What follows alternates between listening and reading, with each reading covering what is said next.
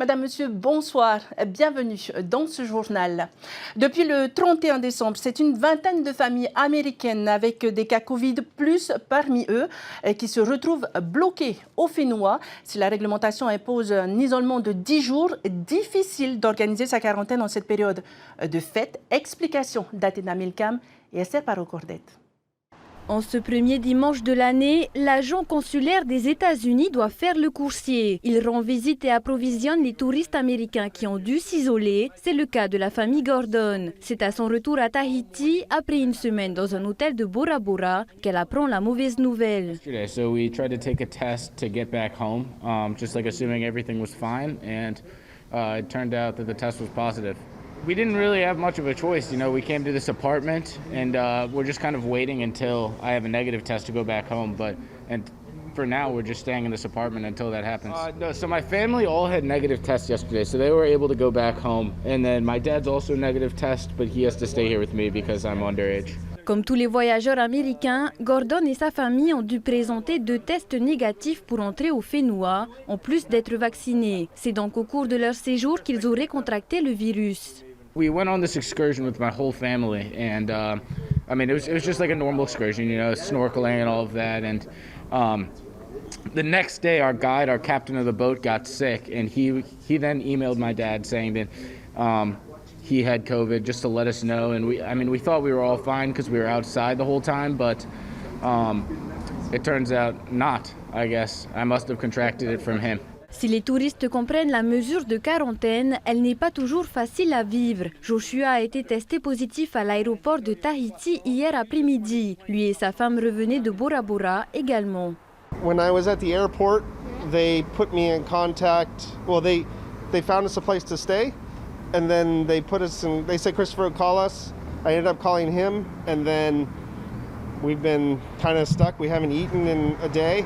Like, we haven't eaten since breakfast yesterday. Yeah, nothing. It's been very much in the dark. Du côté du pays, on oriente ses voyageurs vers des meublés de tourisme, de quoi faire valoir leur assurance et se faire rembourser. Mais au plus fort de la saison des fêtes, ce type d'hébergement est saturé. Il faut donc faire avec ce qu'il reste. I feel fine, and my wife feels fine. We're good, but it's just we don't know what's going on. We don't know how any of this all works, and this is our only food for the last day, and this is the only thing that's going to be in that apartment because we can't go anywhere. We're not allowed to leave. So, I don't know. We don't know how to set up like food delivery because we don't know the address here. I don't know the street. I don't know anything. And I don't know, all the apps are in French, so we can't sign up, and so it's hard. La situation devrait s'améliorer d'ici 5 à 10 jours selon les services du tourisme. C'est sur le plan sanitaire que les indicateurs devraient s'agiter. Le nombre de touristes concernés en dit long sur la propagation du virus à Tahiti et maintenant aussi dans les îles. Christopher Kozli, bonsoir. Bonsoir.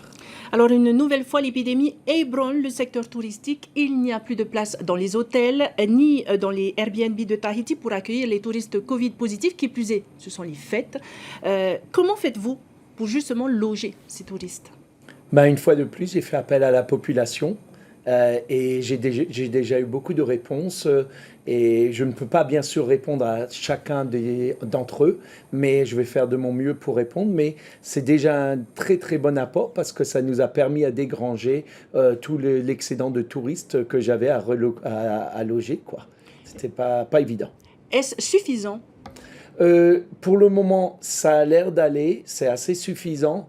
Je cherche quand même aussi des gens qui pourraient faire des courses pour ceux qui sont complètement bloqués comme ce dernier monsieur, car parfois ils sont un covidé et un non covidé. Le non covidé peut faire les courses, mais quand ils sont tous les deux covidés, comme notre cher Joshua, on a besoin de volontaires. Donc s'il y a des gens qui veulent faire des courses pour des Américains, et ça, ce serait aussi bienvenu. Des Airbnb plutôt? Alors là, les Airbnb, ça va beaucoup mieux. On a réussi à loger tout le monde, mais j'ai peur de cette semaine parce que quand j'ai vu la montée ce week-end, je ne sais pas ce qui nous attend cette semaine.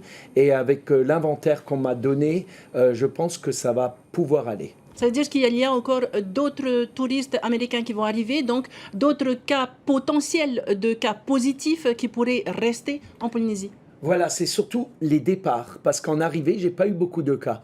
Et en arrivée, c'est géré par le Haut Commissariat et par la Polynésie française. Mais les cas départ, c'est plutôt moi qui les gère avec Tahiti Tourisme. Et de ce fait, on doit trouver des solutions. Et c'est au départ, le soir, entre 5 heures du soir et 8 heures du soir, que je dois trouver une solution. Alors, sur le plan sanitaire, ces touristes sont testés Covid+, ils s'auto-isolent. Comment sont-ils contrôlés?